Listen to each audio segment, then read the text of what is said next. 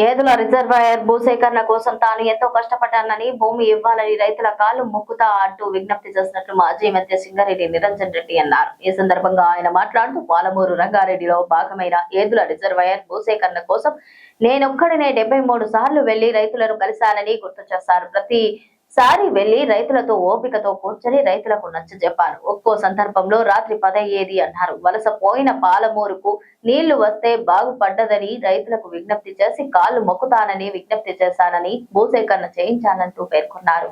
Yedula reservoir భూసేకరణ కోసం తాను ఎంతో కష్టపడ్డానని, భూమి ఇవ్వాలని రైతుల కాళ్లు మొక్కుతున్నానని విజ్ఞప్తి చేసినట్లు మాజీ మంత్రి సింగారెడ్డి నిరంజన్ రెడ్డి అన్నారు. ఈ సందర్భంగా ఆయన మాట్లాడుతూ పాలమూరు రంగారెడ్డిలో భాగమైన ఏదుల రిజర్వాయర్ భూసేకరణ కోసం నేనొక్కడినే 73 సార్లు వెళ్లి రైతులను కలిశానంటూ గుర్తు చేశారు. ప్రతిసారి వెళ్లి రైతులతో ఓపికతో కూర్చొని రైతులకు నచ్చజెప్పాను.